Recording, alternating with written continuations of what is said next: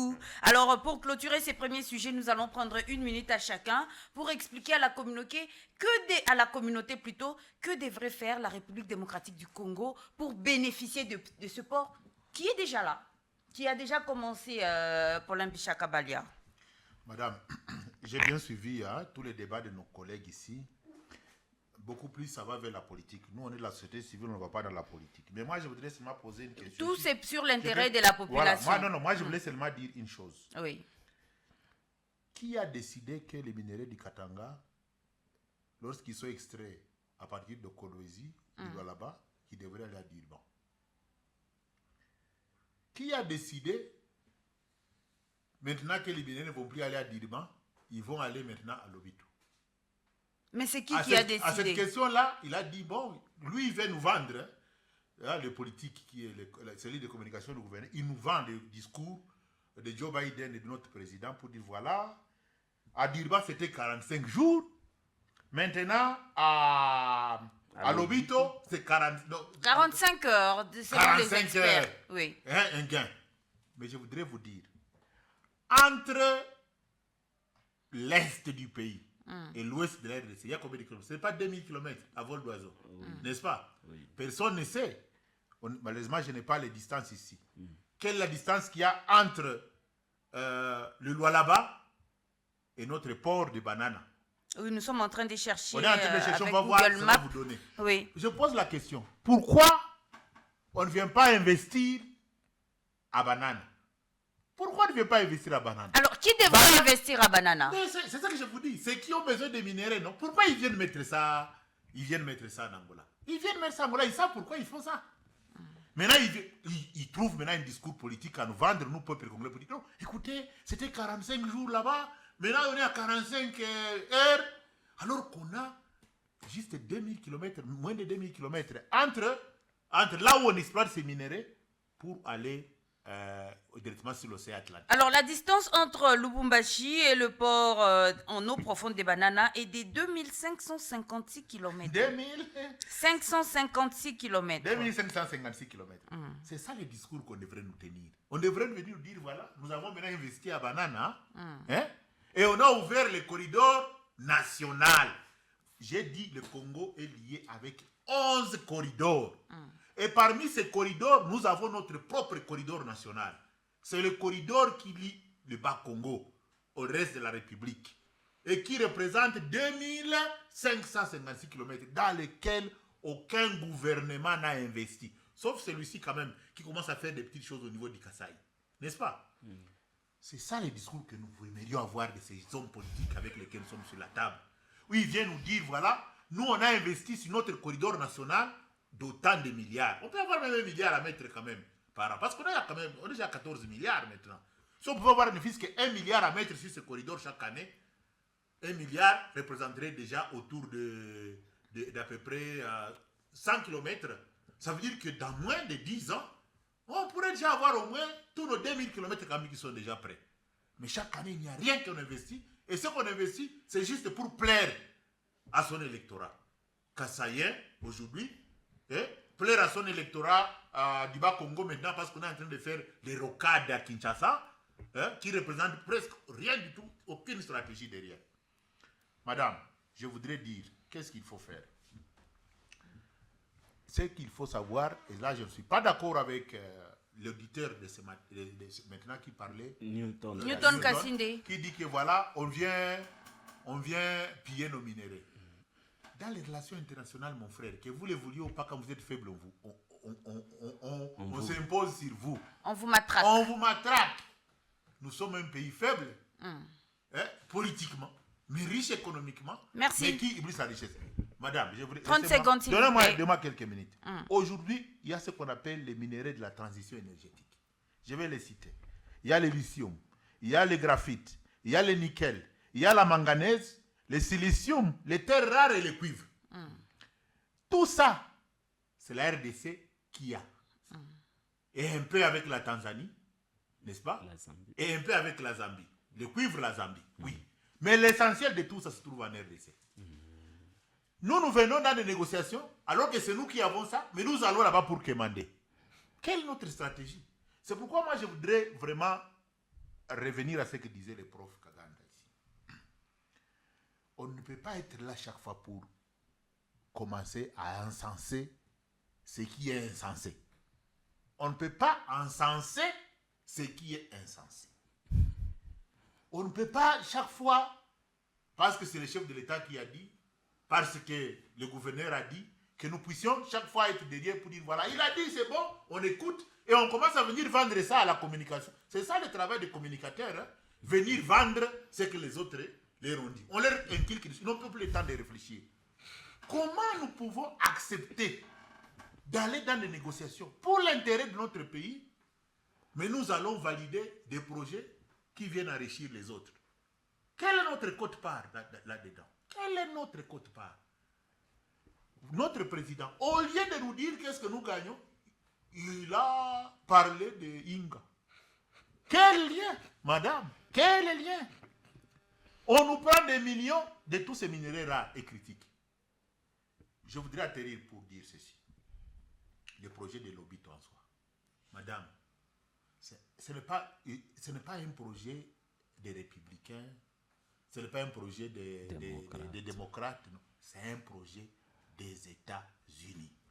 Et il vient comme un projet qui vient contrer la puissance chinoise et le contrôle de ces minéraux stratégiques et des minéraux rares. Merci beaucoup. Voilà. Nous allons vous prendre donc, Maître Moïse Toto. Nous courons derrière les temps. Mettons-nous sur la table avec des informations et avec un cahier de charges clair pour notre pays. Mais je ne l'ai pas vu dans le discours du chef de l'État. Merci beaucoup. Maître Moïse Toto, que faut-il faire en ce moment que Joe Biden... en fait, il a déjà donné la voix à ces pays africains, notamment la République démocratique du Congo, qui s'est pliée, on l'a vu, face à ce projet. Que faut-il faire pour sauver et gagner, avoir gain de cause dans ce projet du corridor de Lobito? Madame, avant de répondre à votre question, j'aimerais quand même revenir sur ce qui a été dit. Une minute, s'il vous plaît, il y a le deuxième sujet. Oui, madame. Nous comprenons que ces projets-là, en fait, ça ne servira pas à la population. Et ce n'est pas par gentillesse que les boulangers nous donnent du pain. Je reconnais l'érudition du prof Philippe, mais vous avez senti des difficultés qu'il avait, bien qu'il défendait brillamment, n'est-ce pas, la position de son parti ou de ses chefs, je ne sais pas. Mais vous avez senti qu'il y a du mal, en fait, à expliquer à la population comment nous avons nos minéraux, nous avons nos richesses. Un chef de l'État peut se réveiller un bon matin, il se retrouve en Angola, où il négocie des choses qui ne vont pas bénéficier à sa population. Et où, lorsqu'on demande au chef de l'État en quoi ça va servir, il commence à spéculer sur les emplois, il va dans les projets d'ingatoires, il va dans des histoires qui ne tiennent pas debout. Mais le chef de l'État a dit que pour que ce projet réussisse, il faut que la guerre aussi prenne fin. Hein. Est-ce que vous ne pensez pas quelque part qu'il peut avoir raison? Il faut que En fait, qu'est-ce que le chef de l'État voulait dire par là? Moi, je vais vous le dire, parce qu'en politique, il y a le non-dit. En fait, il était en train de dire, nous acceptons de prendre l'argent des États-Unis, mais puisque nous, RDC, nous sommes incapables de mettre fin à cette guerre, nous demandons aux autres, comme vous décidez en dehors de nous, il faut encore que vous puissiez décider pour que cette guerre prenne fin. Les autres, c'est qui, comme vous avez notamment les États-Unis. C'est là que nous disons qu'il y a un souci dans notre pays. Quelle est la politique nationale qui est mise en place, n'est-ce pas, pour faire face aux enjeux du moment? Quelle est la politique qui est mise en place, n'est-ce pas, aujourd'hui, pour faire face à cette guerre de l'Est? Madame, il n'y en a pas. Le prof nous a parlé, n'est-ce pas, de se repositionner. Il a bien expliqué ça. Il a dit, bon, vous pouvez faire, n'est-ce pas, vous pouvez accepter cet argent, vous pouvez vous engager sur le plan international. Et après, vous vous repositionnez par rapport aux enjeux. Et c'est ça la position de la RDC, de toujours, n'est-ce pas, subir et puis après chercher à réagir. Lorsqu'il y a des projets qui se profilent à l'horizon, comme, n'est-ce pas, les projets Lobito. Mais dans d'autres États, qu'est-ce qui devait se faire? L'on devait déjà constater que les autres États pouvaient se positionner, par exemple, pour, n'est-ce pas, construire les infrastructures. Les autres États commenceraient déjà à réfléchir par rapport aux usines, n'est-ce pas, de transformation de ces minéraux. Mais la République démocratique du Congo, aujourd'hui, est préoccupée par les changements de la Constitution. C'est-à-dire, les chefs de l'État, on peut prendre, n'est-ce pas, la RDC, l'émietter, mais ce qui importe, c'est ce qui reste au pouvoir. Et c'est ce qui vient d'être dit d'ailleurs par Donc, selon vous, Maître Moïse Toto, il n'y a rien qu'on puisse faire en ce moment-ci pour que ces projets bénéficient à la population. Madame, je voudrais seulement répondre à votre, n'est-ce pas, préoccupation par un adage qui dit ce n'est pas par gentillesse que les boulangers nous donnent du pain. C'est-à-dire, les États-Unis, lorsqu'ils viennent vous donner 600 millions de dollars, ce n'est pas parce que vous avez des beaux yeux. Les États-Unis vous donnent 600 millions de dollars parce qu'ils savent comment ils vont récupérer ça. Alors, si la République démocratique du Congo ne sait pas se mettre, n'est-ce pas, regarder les États-Unis dans les yeux et dire aux États-Unis, c'est vrai que l'essentiel des minéraux que vous allez exploiter viennent de chez nous. Voici les conditions que nous posons, nous comme RDC. Madame, ce n'est pas aux États-Unis de le faire. Ce n'est pas à l'Angola de le faire. Et aujourd'hui, on veut nous dire... Est-ce que la République démocratique du Congo peut poser ces conditions-là aux États-Unis, vraiment? Madame, qui va poser ces conditions? C'est ça le leadership qu'on est en train de parler ici. Madame, qui va poser ces conditions-là? Puisque nos dirigeants aujourd'hui, ce qui importe, c'est de s'éterniser au pouvoir. Mais le bien-être de la population. Regardez un peu, madame, ce qui se passe dans notre espace politique. Où quelqu'un détourne des millions de dollars dans les projets forages. Mais où le premier citoyen, le magistrat suprême, qui doit dénoncer cela, il dit non, bon, écoutez, c'est vrai que quand vous critiquez les gens, sachez aussi que ce sont des pères de famille et il faut vraiment les aménager. Et ce monsieur, vous avez vu, il a été mis hors cause par la justice. Avec ce leadership-là, ce leadership qui ne fait que protéger ses amis, ce leadership de prédation, de corruption, vous pensez que la population va se retrouver en quoi? Nous pensons, madame, que c'est un projet de trop qui ne va pas bénéficier à la République démocratique du Congo aussi longtemps que nous n'allons pas, n'est-ce pas, nous mettre en posture où il faut que nous puissions poser des actes qui sont à même de bénéficier à notre population. Merci beaucoup, prof Philippe Kaganda. Y a-t-il possibilité pour la République démocratique du Congo d'en bénéficier un peu plus? Parce que nous avons comme l'impression que dans ce projet, c'est l'Angola qui gagne. Hein. Pourtant, elle produit quoi, par exemple, pour ce projet? Oui, je pense que ce sont des impressions.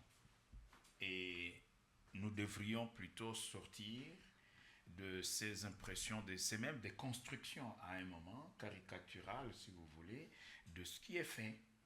Et à mon avis, c'est que nous ne disons pas, nous n'avons pas à nous affronter sur un idéal commun. C'est la RDC. Et j'ai entendu comme si Paulin voulait nous faire voir que la société civile a son pays et les partis politiques ont les leurs. Non, c'est pas ça. Ça, c'est mal interprété. Ça, c'est votre interprétation. Justement, en tant que chercheur. Elle est cohérente, elle est correcte. Parce que j'ai l'impression, on dit non, ça, les politiques. Non, il y a deux fois un discours qui s'impose. C'est là, autour de la RDC. Ni la société civile, d'ailleurs, on ne peut pas dire que la société civile vit en dehors de la RDC. Nous tous, nous subissons ce que peut être la mauvaise gouvernance et nous pouvons bénéficier tous de ce que peut être la bonne gouvernance. Donc, ce que je voudrais dire par là, aujourd'hui, la question sur cette question-là des Lobito, il y a vraiment un intérêt économique pour la RDC. Nous devons nous mettre d'accord. Et que doit faire la RDC pour bénéficier de cet intérêt économique? C'est ce que je voulais dire. Dans un premier temps, aussi, nous devons sortir de l'idéologie négativiste à tout vent. Ceci, non. Mais donc ceux qui critiquent, c'est l'idéologie négativiste. Non. Critiquer n'est pas mauvais. Mais il y a quand même, et puis moi j'accepte sportivement la critique parce qu'elle permet d'avancer. J'ai toujours même encouragé qu'au sein des partis politiques, il y a des courants qui soient à même de dire non lorsque ça ne marche pas. Même dans le parti au pouvoir, il faut dire non, ici ça n'a pas marché. C'est le cas, donc l'enjeu c'est la RDC. Et pour les cas d'espèce, le projet, nous devons nous mettre d'accord là-dessus, le projet a un intérêt économique pour la République démocratique du Congo. Maintenant, que faire pour qu'effectivement ces intérêts puissent revenir à la RDC? C'est ce que je disais. Nous avons déjà une contribution. Il faut renforcer les mécanismes de traçabilité. Si on a pris 5 kilos de cobalt, il faut que les 5 kilos qui ont été extraits puissent être connus, tracés et payés comme il se doit. Ça, c'est le premier moment. Et comme on le disait, nous n'avons pas nos industries de transformation. C'est clair et net. Donc, tout ce qu'on a comme minerai. Et aujourd'hui, on parlait, je crois, Paulin a invoqué ici, la question de la transition énergétique qui dépend de la RDC.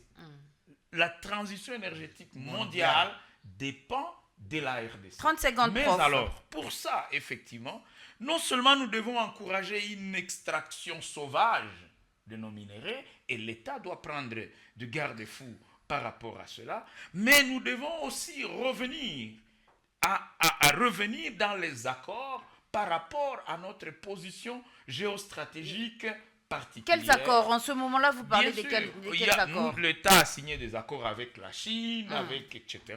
Et aujourd'hui, ce sont les États-Unis qui viennent s'imposer. Est-ce que vous pensez que pour ce port, C'est le possible. corridor, y a-t-il eu un accord? Mais selon bien vous? sûr, on ne peut pas s'engager dans un processus sans accord. Et alors, Mais- cet accord-là est caché, pourquoi on ne peut pas le voir? Non, On il ne connaît y a pas. des négociations, madame. C'est pas, il y a des négociations. On va faire, il y a ce corridor.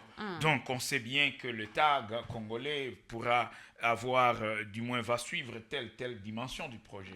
Mais alors, je dis, moi, je suis d'avis qu'à un moment donné, la République démocratique du Congo puisse renverser la vapeur et se dire, qu'est-ce que nous, en tant que pays stratégique qui regorge tous ces minéraux, nous ne sommes pas d'avis que, par exemple, pour tel minerai, ça puisse pas... Non, il faut revenir dans la transformation sur notre sol. Et ce corridor va toujours servir. Parce que même, c'est ce que nous sommes en train de dire, de conseiller, quoi. Et donc, je pense qu'à un moment, on ne doit pas être fataliste ni défaitiste. Il faut se dire qu'à un moment, les stratégies d'aujourd'hui peuvent toujours changer. Et nous, comme je le disais, nous avons déjà mis en place dans une collaboration à la fois scientifique et de plaidoyer, un cadre qu'on appelle l'initiative Grand Lac. Puisque Et vous cette avez initiative, parlé... permettez-moi, madame, Oui. cette initiative Grand Lac va s'intéresser à tous les minéraux stratégiques de la RDC pour renforcer la traçabilité. Dernière question pour ces Oui. premiers sujets pour vous, prof. Puisque vous avez parlé de la transformation des minéraux, est-ce que vous pensez que si ces minéraux étaient transformés ici, les États-Unis allaient autant s'investir pour le corridor des Lobito? Je dis à l'instant, nous sommes dans le corridor. Mais notez que l'État n'est pas une structure figée. D'accord. Et que demain, le Congo peut imposer sa position géostratégique pour revenir, ou si vous voulez, revisiter les accords. D'accord. Et donc, à ce moment-là, imposer que des minéraux soient transformés, imposer même la quantité de minéraux stratégiques qui peuvent être exploités et d'autres qui peuvent être gardés en réserve. Merci beaucoup. Et donc, Alors, voilà, nous c'est ce allons que terminer j'appelais- ces premiers sujets avec Merci. vous, Stani Moulezi. Que pensez-vous que la République démocratique du Congo devrait faire pour bénéficier de ces projets? La République va d'abord gagner, contrairement à ce que Maître Moïse a dit, parce qu'il faut vous dire qu'en janvier 2023, les ministres, je dis bien les ministres des Transports et des Développement de ces 4 pays s'étaient réunis sous l'égide du secrétariat de la SADC et avaient conclu un accord sur ces corridors. Et dans cet accord, il est convenu que les routes situées dans les mines dans lesquelles on va puiser les minéraux seront asphaltées dans les pays impliqués. C'est-à-dire, toutes les routes qui quittent Tanganyika, Kolwezi, Lualaba, la route qui quitte la province de la Zambie où il y a les Copperbelt, et la route qui quitte la Tanzanie vers les Copperbelt qui permettait à ceux qui ne partie des minéraux de cette région aillent à Dar es Salaam. Ces routes-là seront asphaltées.